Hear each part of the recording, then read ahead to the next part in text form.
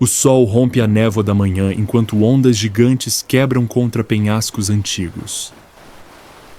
Uma sombra se move sob as águas agitadas.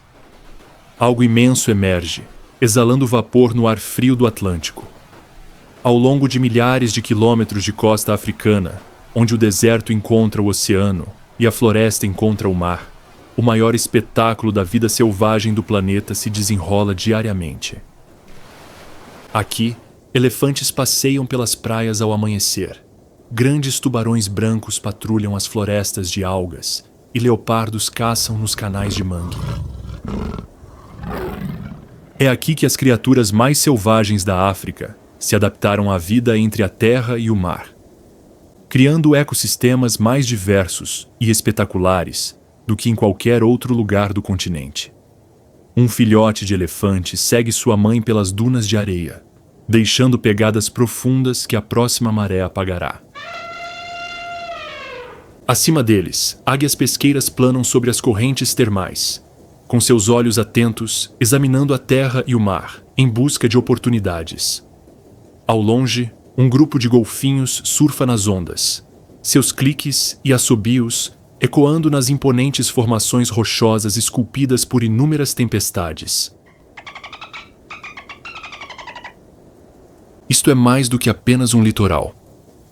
Esta é a fronteira onde as histórias mais fascinantes da vida selvagem africana continuam a se desenrolar.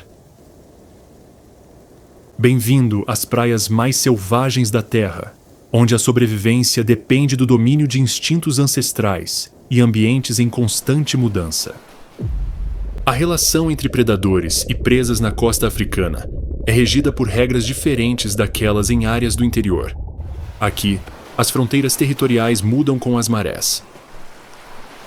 As áreas de caça aparecem e desaparecem com as migrações sazonais, e os animais mais bem-sucedidos são aqueles capazes de explorar vários ecossistemas em um único dia.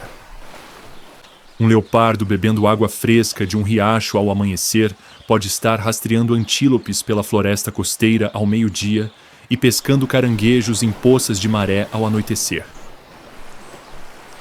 A competição por recursos se intensifica onde diferentes habitats convergem. Caçadores terrestres devem competir com predadores marinhos pelas mesmas presas, enquanto se aventuram entre mundos. As oportunidades de coleta aumentam drasticamente ao longo do litoral, onde tempestades regularmente depositam vida marinha nas praias, e os ciclos de maré expõem vastas áreas de alimentação 2 vezes por dia. As espécies mais adaptáveis prosperam, enquanto os especialistas lutam para manter seus nichos ecológicos. Esses ambientes costeiros também servem como corredores cruciais para migrações continentais. Milhões de animais seguem rotas ancestrais ao longo das costas africanas, gerando uma abundância sazonal que sustenta tanto as populações residentes quanto as espécies visitantes. Durante os períodos de pico de migração, a densidade de vida selvagem em certas áreas costeiras rivaliza com a das planícies do Serengeti. Entretanto, diferentemente das savanas continentais, os ecossistemas costeiros também precisam lidar com a natureza imprevisível das influências marinhas, desde tempestades devastadoras até correntes ascendentes benéficas que trazem nutrientes das águas profundas do oceano. Para entender essas interações complexas, é necessário explorar cada região individualmente. Começando nas águas temperadas do Cabo Ocidental da África do Sul, onde alguns dos predadores marinhos mais temíveis do mundo dominam as ondas. Sob as florestas de algas da Baía Falsa, uma sombra desliza silenciosamente para essa luz do sol.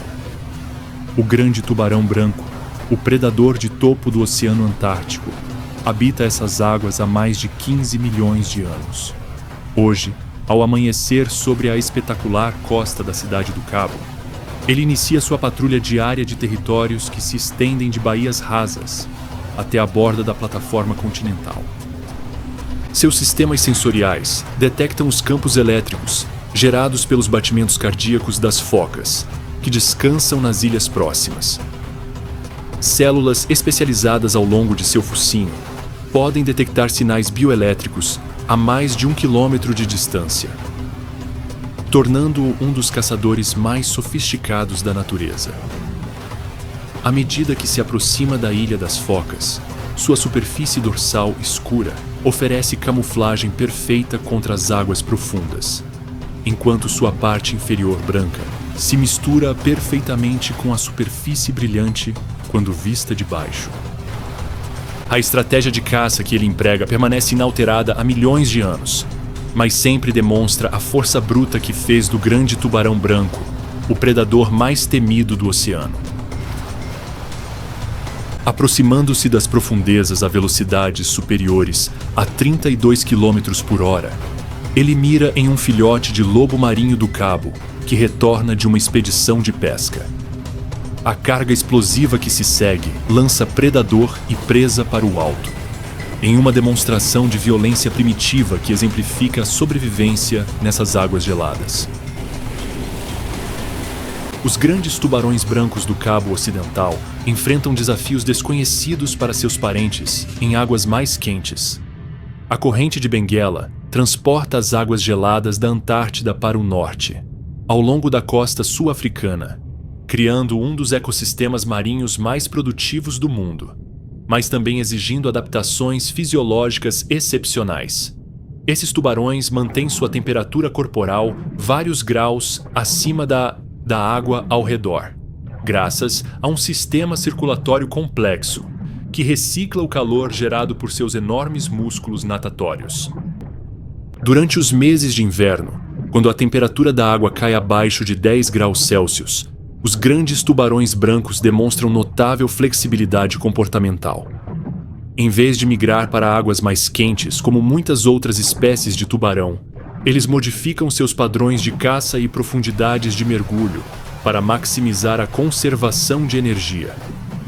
Mergulhos profundos na borda da plataforma continental permitem que acessem presas concentradas em camadas de água mais quentes, enquanto sua taxa metabólica reduzida durante os períodos frios lhes permite sobreviver a longos períodos entre as refeições.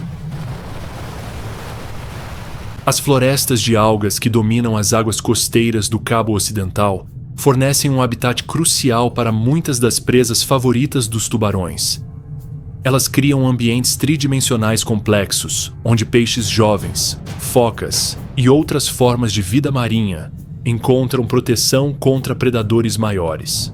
No entanto, os grandes tubarões brancos aprenderam a aproveitar as bordas desses bancos de algas, posicionando-se ao longo das rotas que as focas precisam percorrer para se deslocar entre as áreas de alimentação e descanso. A competição entre os grandes tubarões brancos se intensifica durante a temporada de filhotes de focas, quando milhares de filhotes de foca peluda do cabo fornecem uma fonte abundante, ainda que temporária, de alimento. As maiores fêmeas, algumas medindo mais de 5,5 metros de comprimento, dominam as principais áreas de caça mais próximas das colônias de focas. Tubarões menores e espécimes mais jovens são relegados a áreas marginais, onde as taxas de sucesso da caça caem significativamente. Essa hierarquia social, embora invisível aos observadores humanos, desempenha um papel crucial na manutenção da estabilidade populacional e na garantia de que somente os indivíduos mais bem-sucedidos contribuam para a próxima geração. Seguindo para o norte, através do Cabo Ocidental, as águas frias do rio Benguela dão lugar às correntes mais quentes do Oceano Índico, criando zonas de transição onde diferentes ecossistemas marinhos se sobrepõem.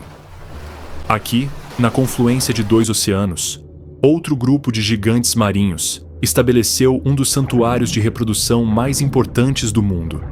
A baleia franca austral, que pesa até 80 toneladas, chega todo inverno às baías abrigadas do Cabo Ocidental para dar à luz e criar seus filhotes em águas relativamente calmas.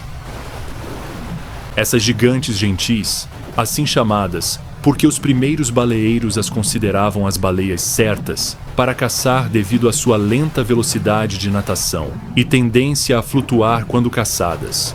Tiveram uma recuperação notável após quase serem extintas no início do século XX.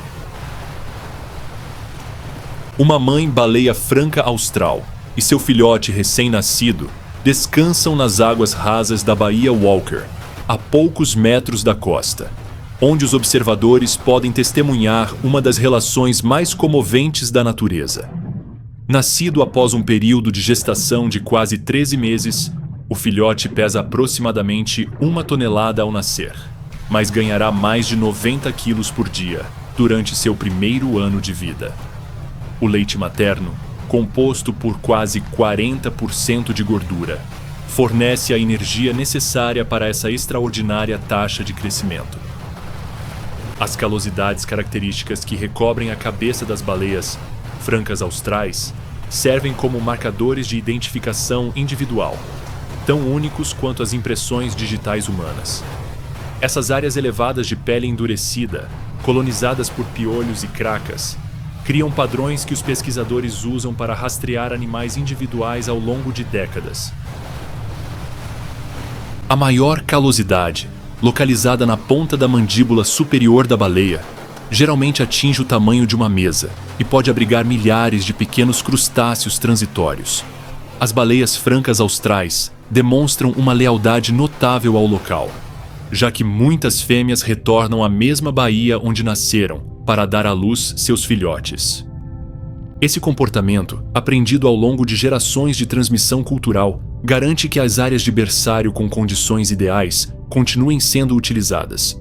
As águas mornas e rasas do Cabo Ocidental oferecem proteção contra orcas e grandes tubarões brancos, além de proporcionar condições calmas essenciais para que filhotes vulneráveis aprendam a coordenar a respiração e o nado.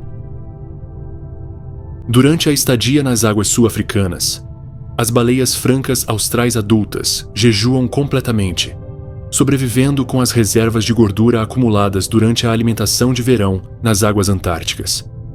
As mães enfrentam a demanda metabólica adicional de produzir centenas de litros de leite por dia, resultando em perdas de peso que podem exceder 30% de sua massa corporal no momento em que iniciam a migração de retorno. Este sacrifício extraordinário ressalta a importância crucial dessas áreas de berçário costeiras para uma recuperação contínua das espécies. A presença de baleias francas austrais na costa do Cabo Ocidental cria oportunidades para um dos predadores marinhos mais inteligentes da África. As orcas, os principais predadores do oceano, desenvolveram estratégias de caça sofisticadas que aproveitam os padrões previsíveis de comportamento das baleias durante a época de reprodução. Um grupo de orcas se aproxima de um casal de mãe e filhote que descansam em águas rasas perto de rêmanos. Essas orcas pertencem a uma população especializada que aprendeu a caçar mamíferos marinhos, incluindo juvenis de baleias francas austrais. Sua estratégia de caça exige coordenação e timing precisos, já que as baleias francas adultas são oponentes formidáveis, capazes de infligir ferimentos sérios com suas enormes nadadeiras caudais. O ataque começa com as orcas tentando separar a mãe do filhote, usando sua velocidade e capacidade de manobra superiores para semear confusão e pânico. Cada orca se reveza, atacando o filhote, enquanto outras tentam impedir a mãe de intervir. O encontro pode durar várias horas, e o resultado depende em grande parte da experiência da mãe e da determinação do grupo atacante. As orcas do Cabo Ocidental demonstram notável diversidade cultural em seus comportamentos de caça. Diferentes grupos se especializam em diferentes espécies de presas. Alguns se concentram exclusivamente em tubarões, enquanto outros se concentram em focas, golfinhos ou baleias. Essas preferências de caça são transmitidas de geração em geração por meio do aprendizado social, criando ecótipos distintos dentro da população geral de orcas. Orcas caçadoras de tubarões desenvolveram técnicas para virar tubarões brancos, induzindo um estado chamado imobilidade tônica, que os torna indefesos. A inteligência demonstrada pelas orcas vai além das estratégias de caça e abrange comportamentos sociais complexos, raramente observados em outros mamíferos marinhos. Grupos familiares, multigeracionais, mantêm laços para toda a vida, e os filhotes adultos permanecem com suas mães por toda a vida. As fêmeas mais velhas, frequentemente chamadas de matriarcas, possuem décadas de conhecimento acumulado sobre os movimentos das presas, padrões climáticos e mudanças sazonais, o que beneficia todo o grupo. Quando essas matriarcas morrem, seus grupos muitas vezes lutam para manter os níveis anteriores de sucesso na caça. Nas rochas graníticas da Praia Boulders, onde a sombra da Montanha da Mesa se estende sobre a Baía Falsa, uma colônia de pinguins africanos inicia seu ritual matinal. Essas extraordinárias aves marinhas, a única espécie de pinguim nativa da África, habitam essas praias temperadas há mais de 12 milhões de anos. Aos primeiros raios de sol, centenas de figuras em preto e branco emergem de fendas rochosas e tocas arenosas, com seus bramidos característicos ecoando pela enseada abrigada. O corpo elegante e em forma de torpedo do pinguim africano representa milhões de anos de refinamento evolutivo da vida acima e abaixo da superfície. Sua forma aerodinâmica, com um equilíbrio perfeito entre flutuabilidade e hidrodinâmica, permite que se desloquem a velocidades próximas a 25 km por hora, enquanto perseguem cardumes de anchovas e sardinhas nas águas ricas em nutrientes da corrente de Benguela. Suas penas densas e sobrepostas criam uma barreira impermeável contra o Atlântico gelado, enquanto glândulas especializadas filtram o sal de sua corrente sanguínea, permitindo que bebam água do mar durante suas longas viagens de alimentação. Um casal reprodutor cuida de seu único filhote em uma toca escavada sob uma árvore lapacho. A câmara arenosa oferece proteção crucial contra os elementos. Os pais se revezam. Um fica para cuidar de seus preciosos filhotes, enquanto o outro embarca em expedições de caça que podem se estender por 80 quilômetros da costa. Essas parcerias sincronizadas, muitas vezes mantidas por toda a vida, demonstram um nível de cooperação essencial para a sobrevivência em um dos ambientes marinhos mais desafiadores do mundo. O distinto padrão preto em forma de ferradura no peito de cada pinguim serve como um identificador individual, tão único quanto uma impressão digital humana. Essas marcas permitem que os pares se reconheçam entre milhares de pássaros de aparência idêntica e também desempenham um papel crucial na termorregulação. Suas penas pretas absorvem a radiação solar nas manhãs frias, enquanto seu peito e barriga brancos fornecem camuflagem contra predadores, enquanto eles mergulham em busca de presas nas águas cristalinas que cercam a Península do Cabo. Os pinguins africanos enfrentam um desafio diário desconhecido para seus primos antárticos. Flutuações extremas de temperatura que podem variar de águas oceânicas quase congelantes a um calor costeiro escaldante superior a 32 graus Celsius. Durante os dias mais quentes do verão, eles adotam uma postura distinta. Abrem as nadadeiras e ofegam rapidamente para dissipar o excesso de calor. Essa adaptação comportamental, combinada com vasos sanguíneos localizados próximos à superfície da pele em suas nadadeiras e patas, cria um sistema de resfriamento eficiente que lhes permite prosperar no clima temperado da África. O ciclo reprodutivo coincide perfeitamente com a abundância sazonal de suas principais presas. Anchovas e sardinhas formam enormes cardumes ao longo do Cabo Ocidental durante os meses de outono e inverno, fornecendo a dieta rica em proteínas essencial para uma criação de filhotes saudáveis. Os pinguins pais podem mergulhar a profundidades superiores a 120 metros, usando suas poderosas nadadeiras para perseguir suas presas através de florestas de algas marinhas subaquáticas, enquanto prendem a respiração por até 2,5 minutos. A competição pelos melhores locais de nidificação se intensifica à medida que a colônia atinge seu pico reprodutivo. Casais já estabelecidos defendem seus territórios com demonstrações agressivas, abrindo as asas e emitindo rugidos altos que podem ser ouvidos a mais de 800 metros de distância. Aves mais jovens e inexperientes são forçadas a estabelecer ninhos em áreas marginais, onde a exposição a predadores e condições climáticas extremas reduz significativamente suas chances de criar seus filhotes com sucesso.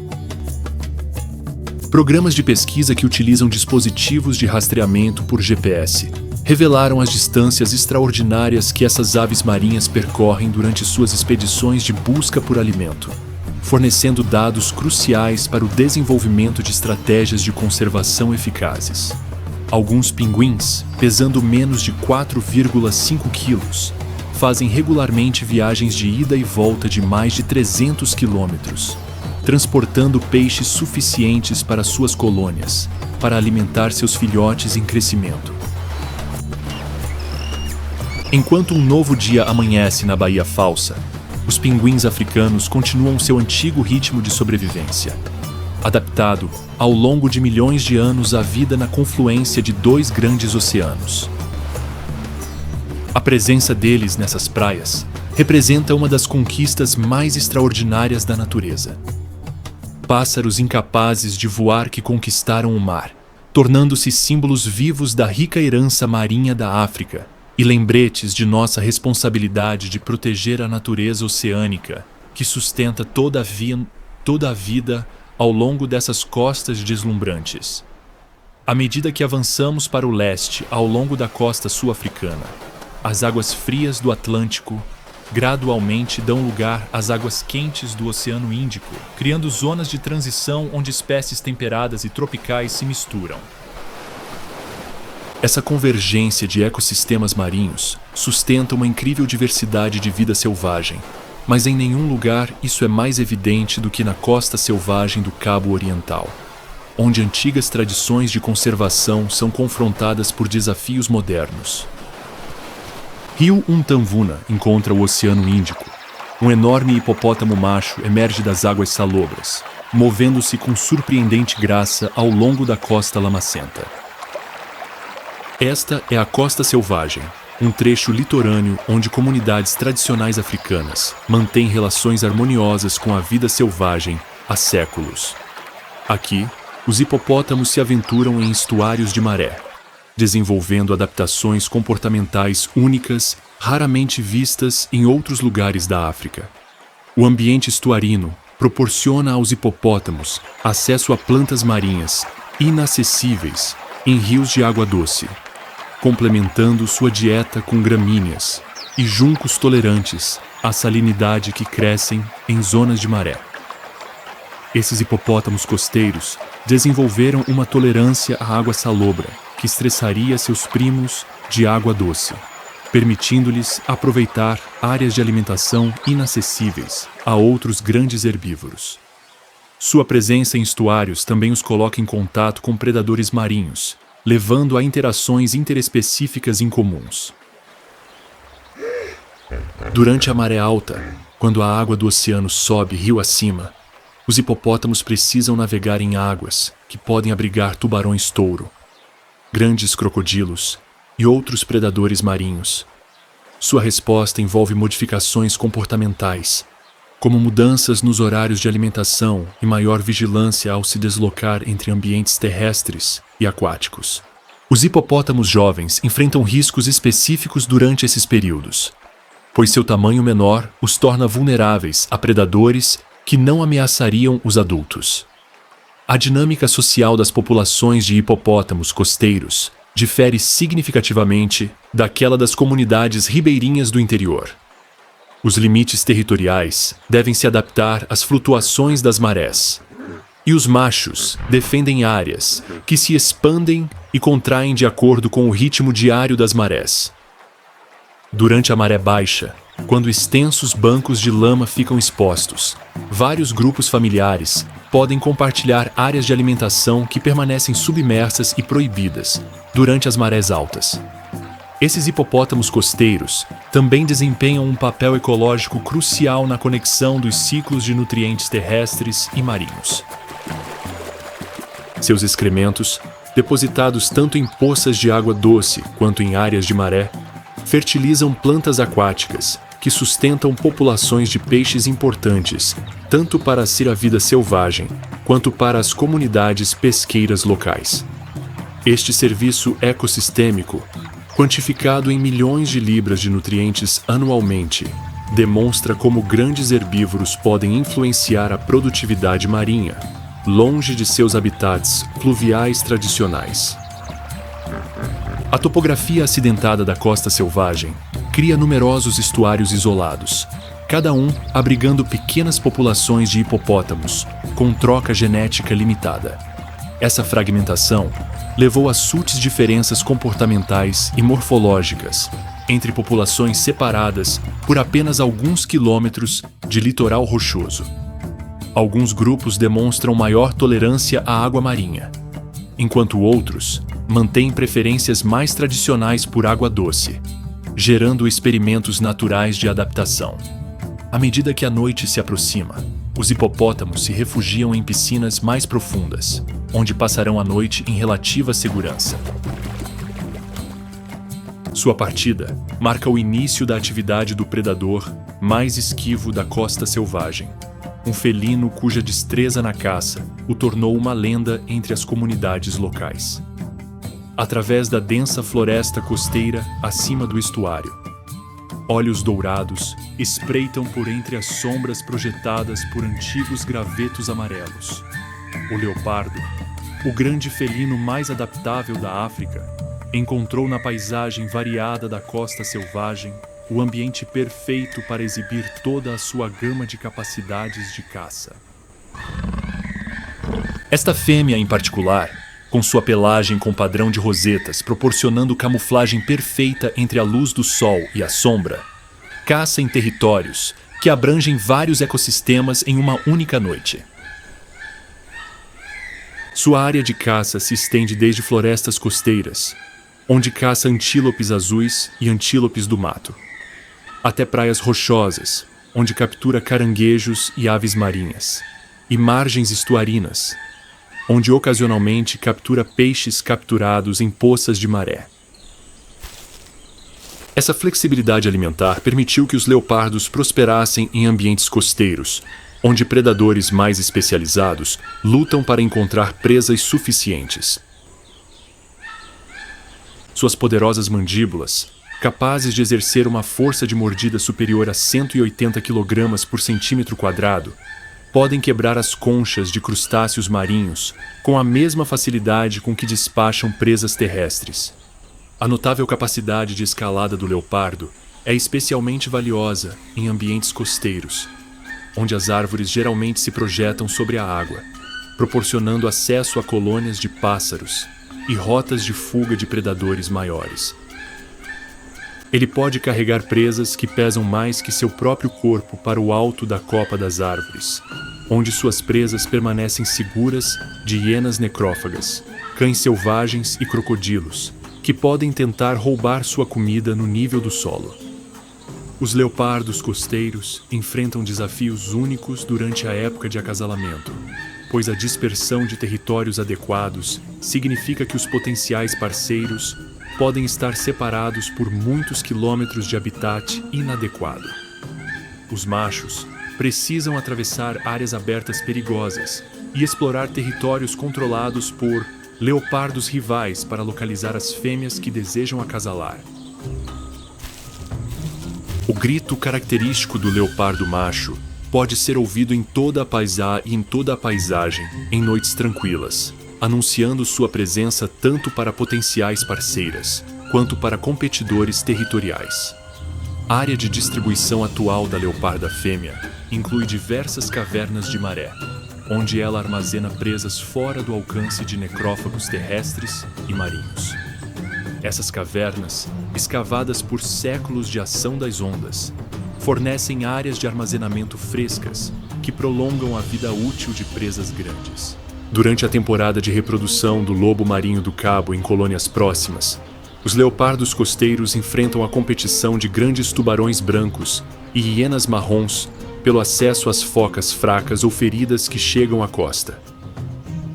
O leopardo se comporta de forma paciente e furtiva, aguardando oportunidades quando outros predadores estão ausentes antes de fazer incursões rápidas nas plataformas rochosas, onde as focas descansam.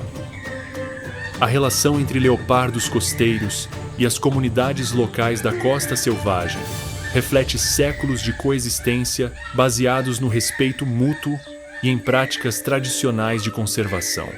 Curandeiros tradicionais valorizam partes de leopardo para fins cerimoniais, mas práticas de caça sustentáveis e tabus culturais têm impedido a sobreexploração.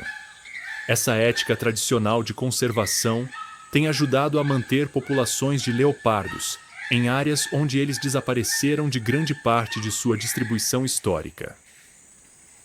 Ao longo das colinas ondulantes da costa selvagem, onde florestas antigas descem por penhascos rochosos em direção ao Oceano Índico, um bando de macacos vervete inicia sua descida matinal dos imponentes galhos amarelos. Esses primatas inteligentes, com seus rostos característicos e pelagem cinza prateada, habitam as florestas costeiras do Cabo Oriental há milhares de anos. A matriarca, uma fêmea experiente com quase 20 anos, guia sua extensa família por territórios que abrangem vários quilômetros quadrados de natureza costeira intocada. Suas mãos calejadas, notavelmente semelhantes a apêndices humanos, demonstram a destreza que fez dos macacos vervete uma das espécies de primatas mais bem-sucedidas da África. Esses dedos ágeis, dotados de receptores táteis sensíveis e controle motor preciso, permitem que manipulem objetos com uma inteligência que beira o sobrenatural, seja extraindo sementes de vagens, limpando membros da família, ou investigando objetos desconhecidos com curiosidade científica. Os macacos vervete possuem um dos sistemas de comunicação mais sofisticados, já documentados, em qualquer espécie de primata não humano. Seu repertório vocal inclui chamados de alarme distintos para diferentes categorias de predadores, um latido específico para leopardos, que faz com que a matilha se esconda nos galhos mais altos, um chamado diferente para águias, que as faz olhar para o céu e procurar abrigo, e outro para cobras, que as induz a empinar e examinar cuidadosamente o solo. Esses chamados de alarme, aprendidos por meio da transmissão social de mães para filhotes, demonstram um nível de comunicação semântica próximo à linguagem rudimentar. As florestas costeiras da costa selvagem fornecem uma fonte abundante de alimento durante todo o ano, o que sustenta esses onívoros altamente adaptáveis. Durante a época de frutificação dos figos selvagens, grupos inteiros concentram seus esforços de busca por alimento em torno dessas árvores produtivas, com as fêmeas dominantes ocupando as melhores posições de alimentação, enquanto os membros subordinados aguardam pacientemente sua vez. Suas bolsas nas bochechas, capazes de armazenar várias porções de comida, permitem que eles reúnam suprimentos rapidamente em situações altamente competitivas, antes de se retirarem para locais seguros para processar suas refeições com calma. Grupos de macacos, vervet. Durante os meses de seca, quando as frutas são escassas, eles aumentam o consumo de insetos, ovos de pássaros e até mesmo pequenos vertebrados, demonstrando uma estratégia alimentar oportunista que lhes permitiu prosperar em diversos habitats africanos. Seus olhos frontais e visão de cores, desenvolvidos para a vida no dossel da floresta, conferem-lhes uma capacidade excepcional de detectar presas camufladas e identificar frutas maduras em meio à vegetação densa. Os grupos de macacos vervete cumprem funções que vão muito além da simples higiene. Esses períodos prolongados de vínculo social, que podem durar várias horas por dia, fortalecem alianças, reduzem o estresse e mantêm a complexa rede de relacionamentos essencial para a coesão do grupo. Mães cuidando dos filhotes, irmãos mantendo laços para toda a vida e alianças estratégicas entre fêmeas sem parentesco criam um tecido social tão complexo quanto qualquer outro encontrado nas sociedades humanas. Os jovens macacos vervé passam por um longo período de aprendizado, que dura vários anos, durante o qual adquirem não apenas habilidades de forrageamento, mas também os comportamentos sociais sutis necessários para o sucesso em sua sociedade hierárquica. Os juvenis passam inúmeras horas observando os adultos, praticando técnicas de manipulação com diversos objetos e aprendendo a interpretar o significado de diferentes vocalizações e expressões faciais. Essa transmissão cultural de conhecimento garante que cada geração se baseie na sabedoria acumulada por seus antecessores. Populações de macacos vervete. Seu conforto com a água, incomum entre os primatas africanos, permite que aproveitem fontes marinhas de alimento, como mariscos e algas, durante suas expedições de busca por alimento na maré baixa. Nas florestas nativas que cobrem a paisagem espetacular da costa selvagem, os macacos vervete são dispersores cruciais de sementes para dezenas de espécies de plantas. Sua jornada, que pode percorrer vários quilômetros por dia, transporta sementes para longe das árvores-mãe, promovendo a diversidade genética e a regeneração florestal em toda a paisagem. As frutas consumidas durante as expedições matinais de coleta de alimentos são frequentemente depositadas como sementes fertilizadas em locais distantes à tarde, criando um elo vivo entre áreas dispersas da floresta. À medida que seguimos a costa para o norte, as condições temperadas da costa selvagem dão lugar ao clima subtropical de KwaZulu-Natal, onde uma das migrações marinhas mais dramáticas da África cria oportunidades de alimentação que sustentam a maior concentração de predadores marinhos do continente. Movendo-se para águas costeiras mais profundas, cardumes de sardinhas começam sua migração anual para o norte ao longo da costa leste da África do Sul. Esse fenômeno, conhecido como Corrida da Sardinha, cria oportunidades de alimentação que atraem predadores marinhos de todo o Oceano Índico.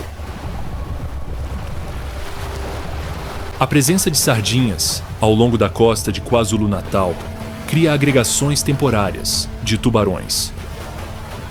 Mako, que normalmente manteriam territórios separados por centenas de quilômetros. À medida que a migração das sardinhas continua para o norte, ela nos leva em direção a um dos ecossistemas costeiros mais extraordinários da África, onde antigos recifes de corais criam cidades subaquáticas repletas de vida que não é encontrada em nenhum outro lugar da Terra. A ilha de Bazaruto, uma silhueta desliza graciosamente entre os prados de ervas marinhas que se estendem até o horizonte. O dugongo, um dos mamíferos marinhos mais ameaçados do mundo, encontrou refúgio nessas águas protegidas, onde comunidades pesqueiras tradicionais mantêm práticas sustentáveis há gerações. Este gigante gentil, que pesa quase 1 tonelada, apesar de sua dieta puramente vegetariana, representa a última população viável de dugongos na costa leste da África. Os campos de ervas marinhas, que sustentam os dugongos de Bazaruto, exigem condições específicas encontradas em poucos lugares do mundo. Águas quentes e rasas, com alta penetração de luz, permitem que essas plantas marinhas realizem fotossíntese eficientemente, enquanto a proteção contra fortes correntes impede que folhas delicadas sejam arrancadas pela ação das ondas. O comportamento alimentar dos dugongos ajuda a manter esses campos por meio de um processo semelhante ao pastoreio terrestre, onde seu consumo estimula o crescimento de novos animais e impede o domínio de uma única espécie de grama. Ao contrário dos mamíferos terrestres, Os dugongos desenvolveram narinas localizadas na cabeça, permitindo-lhes respirar enquanto mantêm a maior parte do corpo submersa. Os filhotes permanecem próximos da mãe por até 2 anos, aprendendo não apenas onde encontrar os melhores locais para a alimentação, mas também a evitar os tubarões e crocodilos, que ocasionalmente se aventuram nos bancos de ervas marinhas. O sistema alimentar único do dugongo, composto por lábios musculosos e dentes em constante crescimento, permite que ele arranque plantas marinhas inteiras, em vez de simplesmente roer folhas. Essa estratégia alimentar, embora eficiente na extração do máximo de nutrientes de cada planta, também torna os dugongos importantes engenheiros de ecossistemas. Sua alimentação cria áreas abertas em pradarias de ervas marinhas, que são rapidamente colonizadas por diferentes espécies de plantas, aumentando a biodiversidade geral dessas pradarias de ervas marinhas. Os dugongos demonstram notável fidelidade ao habitat, com cada animal retornando às mesmas áreas de alimentação dia após dia, durante anos. Esse comportamento, monitorado por estudos de telemetria por satélite, revela áreas de distribuição que podem se estender por centenas de quilômetros quadrados, mas estão concentradas em áreas-chave que contêm os bancos de ervas marinhas da mais alta qualidade. Durante o mau tempo, quando as áreas rasas de alimentação se tornam perigosas devido às ondas, os dugongos se refugiam em canais mais profundos, onde podem jejuar por vários dias até que as condições melhorem. A estrutura social das populações de dugongos reflete a distribuição irregular de seu habitat preferido. Embora sejam frequentemente vistos sozinhos ou em pares de mãe e filhote, ocasionalmente se reúnem em grupos maiores, quando áreas de alimentação particularmente ricas podem abrigar vários indivíduos. Passando dos bancos de ervas marinhas para os recifes de corais que margeiam as Ilhas Bazaruto, encontramos um dos predadores mais magníficos do Oceano Índico. Um peixe cuja aparência pré-histórica desmente seu status como um dos caçadores marinhos mais bem-sucedidos. Entre as formações de corais que cresceram ao longo de milhares de anos ao longo dos recifes de Bazaruto, uma garoupa gigante emerge de um sistema de cavernas, grande o suficiente para acomodar vários mergulhadores. Alcançando 2,4 metros de comprimento e pesando mais de 270 quilos, a garoupa gigante representa o predador de topo dos recifes tropicais. Este espécime, em particular, com idade estimada em mais de 30 anos, devido ao seu enorme tamanho, controla um território que abrange vários hectares de habitat recifal. A estratégia de caça da garoupa baseia-se na paciência e no elemento surpresa, em vez da perseguição ativa de presas. Sua coloração mosqueada proporciona uma camuflagem perfeita entre as formações de corais, enquanto sua capacidade de permanecer imóvel por horas permite que ela se posicione ao longo dos caminhos utilizados pelos peixes para se deslocarem entre suas áreas de alimentação e descanso. Quando a presa se aproxima, o ataque da garoupa é explosivo, criando uma força de sucção que pode atrair peixes a vários metros de distância. Os garoupas gigantes desempenham um papel ecológico crucial na manutenção da saúde dos ecossistemas dos recifes de coral, predando peixes de tamanho médio que, de outra forma, poderiam pastar em excesso espécies que se alimentam de algas. Sua presença também influencia o comportamento de predadores menores, criando efeitos em cascata que se propagam por toda a comunidade recifal. Os recifes de coral, que servem de habitat para garoupas gigantes, também abrigam uma incrível diversidade de predadores menores, incluindo um dos caçadores mais eficientes do oceano. A moreia, com seu corpo serpentino e mandíbulas poderosas, aperfeiçoou a arte de caçar nos espaços estreitos entre as formações de coral, onde outros predadores não conseguem segui-la. Em uma fenda pouco mais larga que seu corpo, uma moreia verde aguarda imóvel enquanto pequenos peixes buscam refúgio entre os galhos dos corais. Seu excelente olfato permite que detecte presas mesmo na escuridão total, enquanto seu corpo flexível lhe permite perseguir peixes através da estrutura labiríntica do recife. Quando um peixe-papagaio se aproxima demais de seu esconderijo, o ataque é rápido e decisivo. As moreias possuem um mecanismo de alimentação único, que inclui um segundo par de mandíbulas localizado na garganta. Após capturar suas presas com suas mandíbulas externas, as moreias usam essas mandíbulas faríngeas para forçar o alimento a entrar em seu sistema digestivo. Essa adaptação permite que elas engulam presas que seriam grandes demais para outros peixes de tamanho semelhante, permitindo que acessem recursos alimentares indisponíveis para seus concorrentes. A relação entre moreias e outros predadores de recifes demonstra as interações complexas que sustentam os ecossistemas dos recifes de corais. As moreias costumam caçar em colaboração com garupas e outros peixes, e as diferentes espécies usam suas habilidades especializadas para afugentar as presas de esconderijos, onde seus parceiros podem capturá-las. Essas alianças de caça, embora temporárias, aumentam a taxa de sucesso para todos os participantes.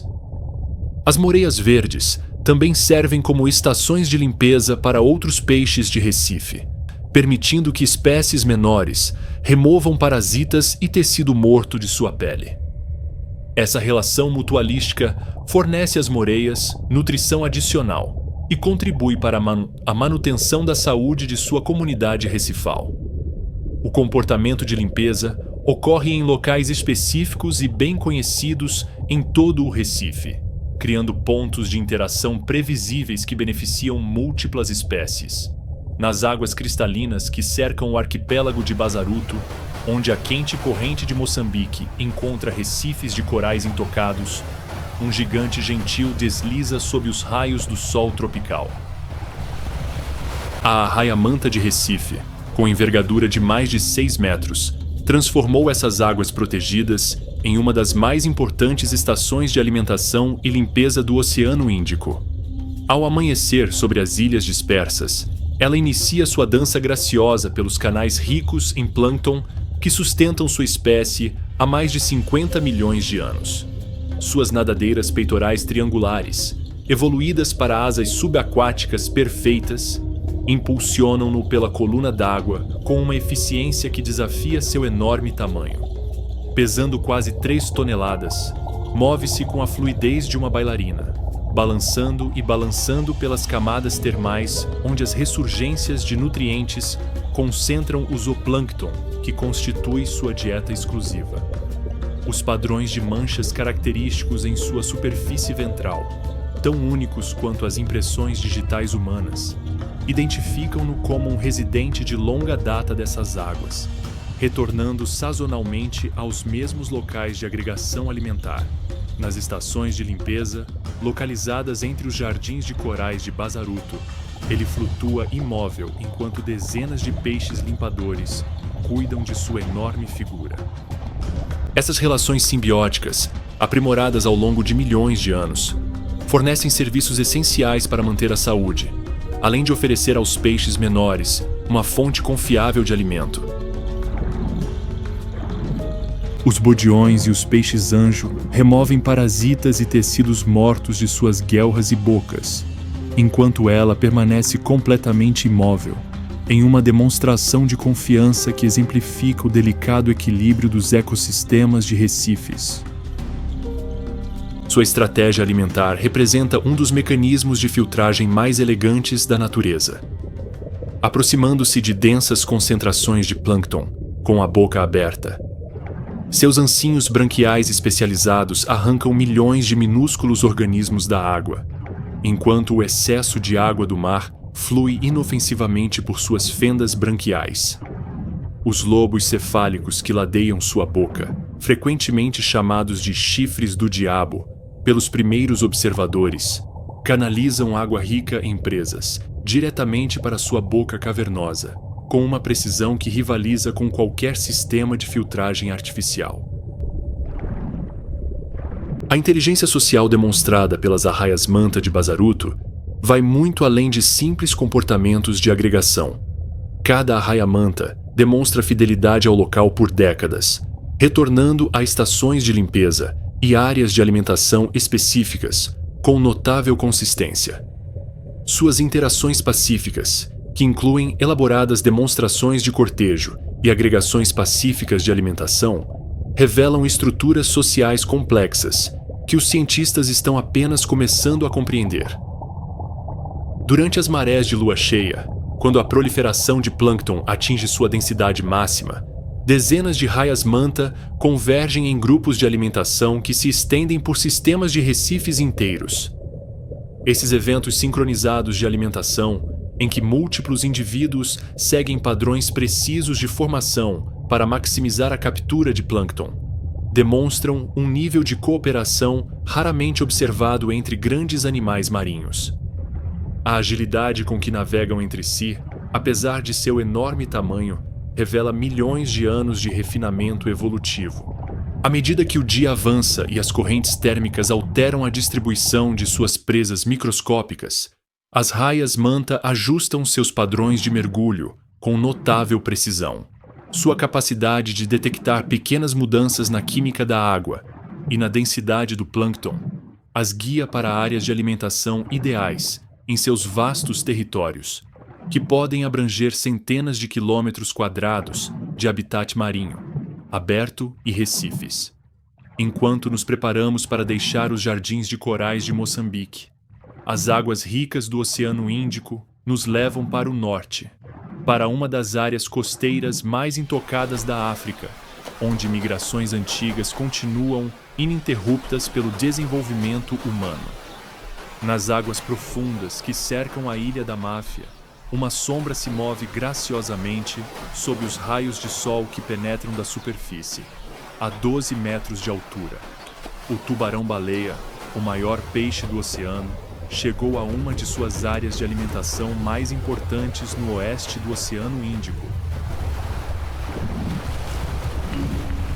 Este espécime, em particular, uma fêmea adulta medindo mais de 9 metros de comprimento, representa um dos aproximadamente 200 tubarões-baleia que visitam essas águas anualmente para se alimentar das florações sazonais de plâncton. O comportamento alimentar do tubarão-baleia o transforma de um nadador gracioso em uma eficiente máquina de filtragem. Abrindo sua enorme boca, que pode se expandir até mais de 1,5 metros de largura, ele suga milhares de litros de água rica em plâncton a cada gole. Suas estruturas especializadas de filtragem, chamadas rastros branquiais, filtram pequenos organismos da água, permitindo que o excesso de líquido flua por suas fendas branquiais. Esse método de alimentação, semelhante ao das baleias de barbatanas, permite que o tubarão-baleia extraia energia de alguns dos menores organismos do oceano. As proliferações de plâncton que atraem tubarões-baleia para a Ilha Máfia são causadas por correntes ascendentes que trazem águas profundas ricas em nutrientes para a superfície durante estações específicas. Esses organismos microscópicos, como copépodes, krill e larvas de peixes, formam concentrações densas que podem se estender por quilômetros na superfície do oceano. O momento previsível dessas proliferações fez da Ilha da Máfia um dos lugares mais confiáveis do mundo para avistar tubarões-baleia em seu habitat natural. Cada tubarão-baleia exibe um padrão único de manchas e listras, que serve como um marcador de identificação individual, tão distinto quanto impressões digitais humanas. Pesquisadores catalogaram centenas de indivíduos que visitam a Ilha da Máfia, revelando padrões migratórios que se estendem por milhares de quilômetros através do Oceano Índico. Alguns tubarões retornam aos mesmos locais de alimentação ano após ano, enquanto outros podem ficar ausentes por várias temporadas antes de reaparecerem. O comportamento social dos tubarões-baleia em áreas de agregação alimentar desafia as suposições tradicionais sobre a natureza solitária da maioria das espécies de tubarão. Embora não formem cardumes coordenados como peixes menores, os tubarões-baleia frequentemente se alimentam próximos uns dos outros. às vezes compartilhando as mesmas áreas de plâncton sem agressão aparente. Essas associações temporárias podem oferecer benefícios como maior eficiência alimentar e proteção contra predadores. A presença de tubarões-baleia na Ilha da Máfia oferece oportunidades únicas para estudar o comportamento de outras espécies marinhas que se associam a esses gigantes dóceis. Os peixes rêmora, também chamados de sugadores de tubarão, prendem-se aos tubarões-baleia usando discos de sucção especializados, permitindo-lhes transportar e acessar restos de comida, além de prestar serviços de limpeza. Cardumes de corredores arco-íris e outros peixes pelágicos frequentemente seguem os tubarões-baleia enquanto eles se alimentam, aproveitando-se de pequenas presas que atrapalham sua alimentação. Enquanto os tubarões-baleia continuam sua eterna busca por concentrações de plâncton, encontramos outro grupo de migrantes marinhos, cujos movimentos sazonais os levam às águas costeiras da Tanzânia. A baleia jubarte, uma das gigantes mais acrobáticas do oceano, chega a essas águas tropicais quentes para oferecer um dos espetáculos mais espetaculares da natureza.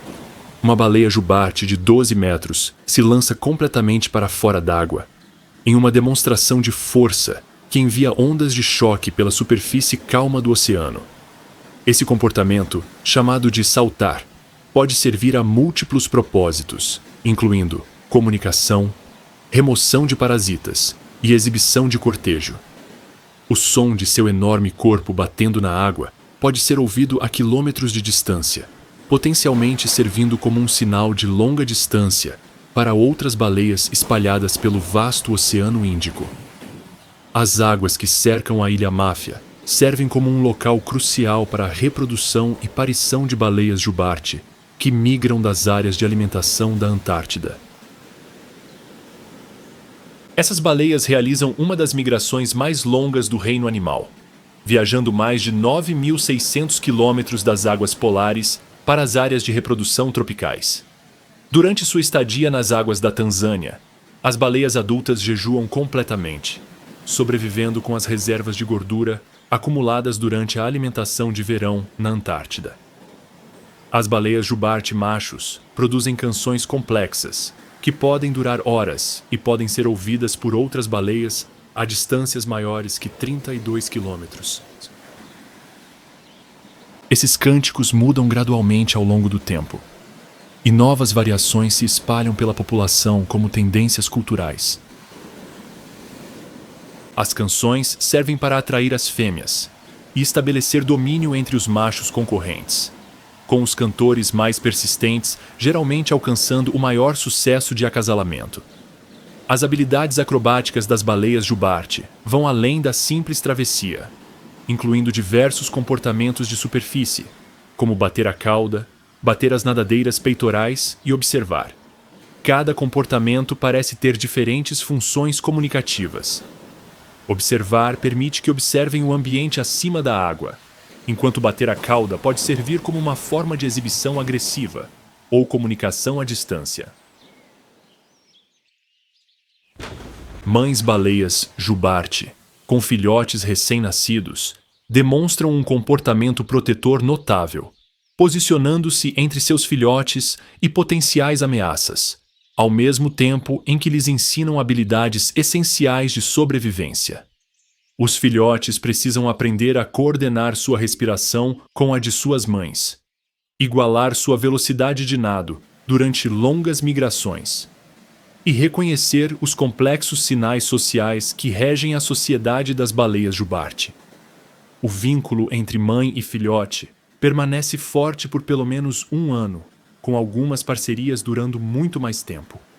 O comportamento alimentar das baleias jubarte nas águas antárticas envolve estratégias cooperativas incomuns em outras espécies de baleias. Grupos de baleias trabalham juntos para criar redes de bolhas que concentram krill e pequenos peixes e, em seguida, nadam rio acima, entre essas presas concentradas, com a boca aberta. Essa alimentação com redes de bolhas requer coordenação e sincronização precisas, entre vários indivíduos, demonstrando um comportamento social sofisticado.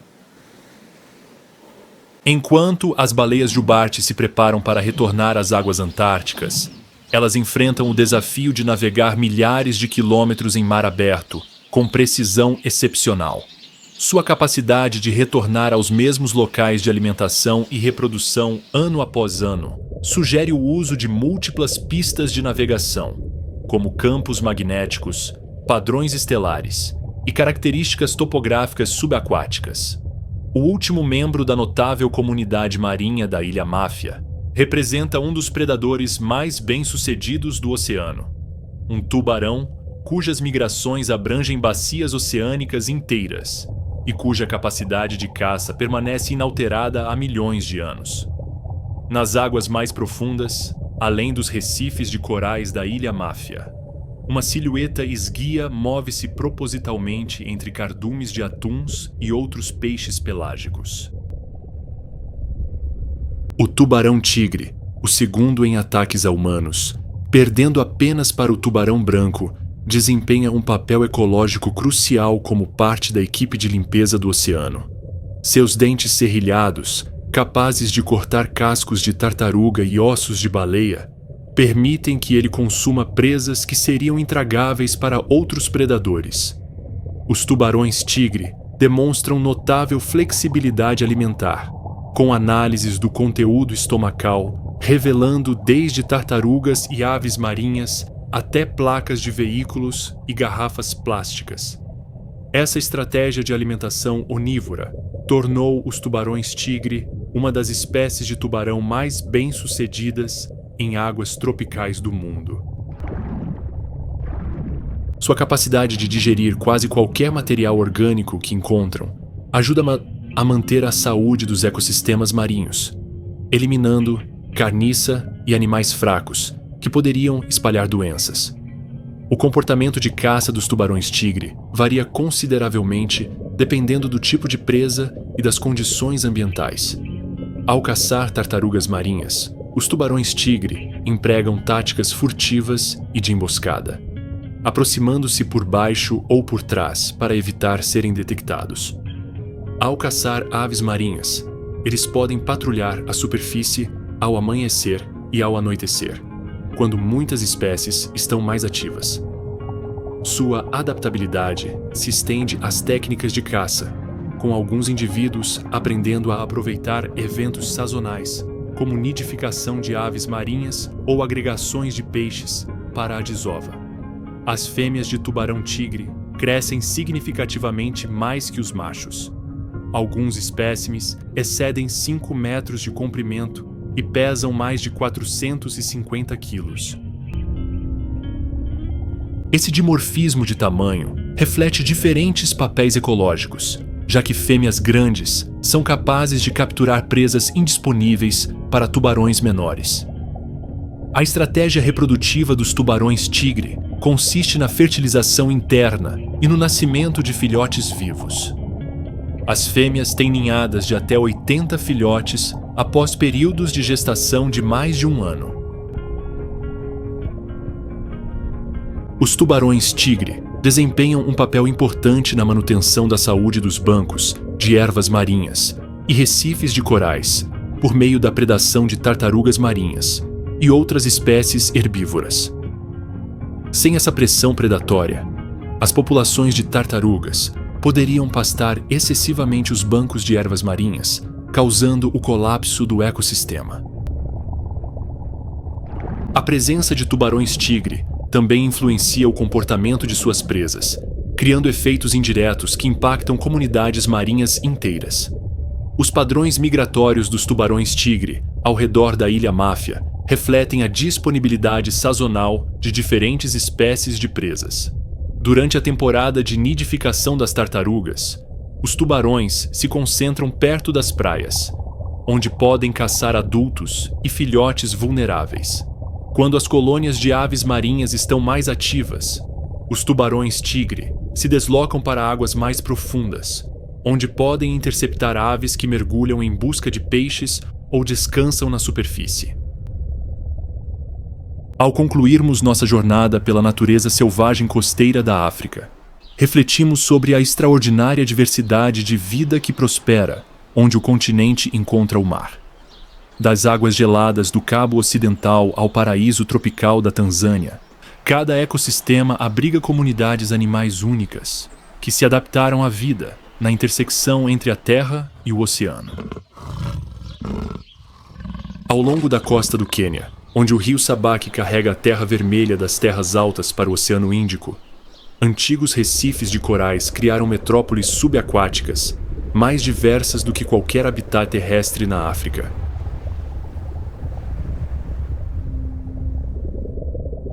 Parque Nacional Marinho de Watamu. Uma tartaruga verde desliza sem esforço sobre jardins de corais, chifre de veado, impulsionando seu corpo enorme pelas águas cristalinas, com suas poderosas nadadeiras. Esta fêmea, cuja idade estimada é de mais de 50 anos, a julgar pelo seu tamanho impressionante, retorna aos mesmos recifes há décadas para se alimentar das algas e bancos de ervas marinhas, que constituem a base de sua dieta. Recifes de corais de Watamu, alimentando-se de algas que, de outra forma, sufocariam os pólipos de coral. Esses antigos marinheiros agem como jardineiros subaquáticos, mantendo o equilíbrio dos sistemas de recifes. Seus bicos poderosos, desenvolvidos ao longo de milhões de anos, podem cortar a vegetação marinha resistente com notável precisão, evitando danos às estruturas de coral subjacentes. O casco de cada tartaruga verde conta da história de décadas de navegação pelas correntes oceânicas através do Oceano Índico. Cicatrizes de ataques de tubarão, hélices de barcos e equipamentos de pesca criam padrões de identificação únicos que os pesquisadores usam para rastrear cada animal ao longo de sua vida. Algumas tartarugas marcadas em Watamu foram registradas a milhares de quilômetros de distância, demonstrando padrões migratórios que conectam os recifes quenianos com áreas de alimentação e nidificação em todo o Oceano Índico Ocidental. O comportamento de nidificação das tartarugas verdes transforma as praias de Watamu em um dos espetáculos de vida selvagem mais importantes da África Oriental. Durante o pico da temporada de nidificação, dezenas de fêmeas emergem das ondas sob o manto da escuridão. Seus corpos enormes deixam pegadas características na areia enquanto procuram locais adequados para nidificar acima da linha da maré alta. O processo de nidificação, que permanece inalterado há mais de 100 milhões de anos, exige que a fêmea cave uma câmara de quase 60 centímetros de profundidade, usando apenas suas nadadeiras traseiras. Após depositar aproximadamente 100 ovos coriáceos no ninho, cuidadosamente preparado, a fêmea passa mais de uma hora cobrindo e camuflando o local, antes de retornar ao oceano. Esse investimento maternal representa sua única contribuição direta para a próxima geração, já que os filhotes de tartaruga marinha não recebem cuidados parentais ao emergirem. A temperatura da areia durante a incubação determina o sexo das tartarugas em desenvolvimento. Temperaturas mais altas produzem mais fêmeas, e temperaturas mais baixas favorecem os machos. A jornada do ninho ao oceano representa um dos desafios mais perigosos da natureza para os filhotes de tartarugas marinhas. Caranguejos fantasmas patrulham as praias à noite, enquanto as aves marinhas se concentram na linha de arrebentação durante o dia, quando ocorre a maior parte da eclosão. Os filhotes que conseguem chegar à água enfrentam predadores adicionais, como peixes, tubarões e aves marinhas. As taxas de sobrevivência do ovo à fase adulta reprodutiva são estimadas em menos de 1 em 1000, tornando cada nidificação bem-sucedida crucial para a manutenção da população. As mudanças climáticas representam desafios crescentes para as populações de tartarugas verdes em Watamu, já que o aumento das temperaturas afeta tanto o sucesso da nidificação quanto a saúde dos recifes de coral. Temperaturas da areia que excedem os limites críticos podem matar embriões em desenvolvimento, enquanto a acidificação dos oceanos ameaça os ecossistemas de corais que fornecem habitat essencial para a alimentação. A adaptabilidade que permitiu às tartarugas marinhas sobreviver a múltiplas extinções em massa será testada pelo ritmo acelerado das mudanças ambientais atuais. Passando dos gigantes gentis do mundo das tartarugas para um dos predadores mais espetaculares dos recifes, conhecemos um peixe cujas habilidades de caça inspiram medo e fascínio entre aqueles que se aventuram em águas tropicais. À sombra de uma saliência de coral, a silhueta distinta de uma barracuda paira imóvel na corrente, seus dentes afiados captando a luz do sol cintilante que se infiltra da superfície. Esta grande barracuda, com quase 2 metros de comprimento, representa o predador de topo dos recifes rasos de Watamu. Seu corpo em forma de torpedo e sua cauda poderosa são perfeitamente adaptados para explosões de velocidade que os tornam um dos predadores mais eficientes em águas tropicais. A estratégia de caça da barracuda baseia-se em paciência, posicionamento e reflexos extremamente rápidos. Ela se localiza ao longo de rotas de pesca estabelecidas, por onde peixes menores de Recife devem passar enquanto se deslocam entre as áreas de alimentação e descanso. Seus olhos grandes, adaptados para uma excelente visão, tanto em condições de luz solar intensa quanto em condições de pouca luz, conseguem detectar o menor movimento de uma presa em potencial a distâncias de mais de 30 metros. Quando um cardume de pargos amarelos se aproxima de sua posição de emboscada, seu ataque é instantâneo. A aceleração explosiva de uma barracuda caçadora pode exceder 56 km por hora em menos de 2 segundos, tornando seu ataque quase impossível de ser detectado e evitado por peixes presa. Seus dentes afiados, angulados para trás para impedir a fuga, podem causar ferimentos devastadores em peixes muito maiores do que eles. Essa eficiência predatória tornou as barracudas uma espécie-chave em ecossistemas de recifes, controlando populações de peixes herbívoros que de outra forma poderiam pastar excessivamente algas essenciais. Barracudas grandes demonstram preferências individuais de caça notáveis. Algumas se especializam em presas específicas, enquanto outras mantêm dietas mais generalizadas. Essas preferências parecem ser comportamentos aprendidos que se desenvolvem ao longo do tempo, à medida que as barracudas descobrem as estratégias de caça mais eficientes para seus territórios específicos. Barracudas maiores geralmente se concentram em presas maiores, como peixes papagaio, garupas e até pequenos tubarões, enquanto indivíduos menores se concentram em cardumes de peixes e espécies juvenis de recifes. O comportamento social das barracudas varia drasticamente com a idade e as condições ambientais. Barracudas jovens geralmente formam grandes cardumes que as protegem de predadores maiores, enquanto os adultos costumam caçar sozinhos, exceto durante os períodos de desova. Esses eventos de desova, que ocorrem em locais específicos durante fases lunares específicas, reúnem barracudas de todo o sistema de recifes em exibições espetaculares que podem incluir centenas de indivíduos. A presença de barracudas de grande porte influencia o comportamento de praticamente todas as outras espécies de recifes. Peixes menores modificam seus padrões de movimento para evitar territórios conhecidos de barracudas, enquanto predadores de tamanho intermediário podem programar suas atividades de caça para evitar a competição com essas eficientes predadoras. Essa cascata de comportamentos demonstra como os predadores de topo estruturam comunidades ecológicas inteiras com sua mera presença. As barracudas também são indicadores importantes da saúde dos recifes, pois suas populações respondem rapidamente às mudanças na disponibilidade de presas e na qualidade da água.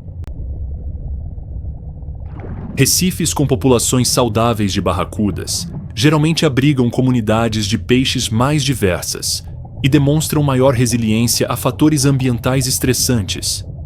O declínio populacional de barracudas geralmente indica problemas ecossistêmicos mais amplos, que podem não ser evidentes por meio de outros métodos de monitoramento. Ao concluirmos nossa exploração da natureza selvagem costeira africana, precisamos encarar a realidade de que esses magníficos ecossistemas estão enfrentando desafios sem precedentes devido às atividades humanas. As mesmas qualidades que tornam essas áreas tão excepcionais para essa vida selvagem também as tornam atraentes para o desenvolvimento e a exploração humana. As regiões costeiras africanas exploradas aqui destacam tanto a resiliência da vida selvagem quanto as crescentes ameaças representadas pelas atividades humanas. Cada área enfrenta desafios distintos, mas temas comuns como perda de habitat, mudanças climáticas e pesca predatória revelam um equilíbrio complexo entre desenvolvimento e conservação. No Cabo Ocidental, na África do Sul, as baleias francas austrais se recuperaram da quase extinção graças à conservação e à cooperação internacional.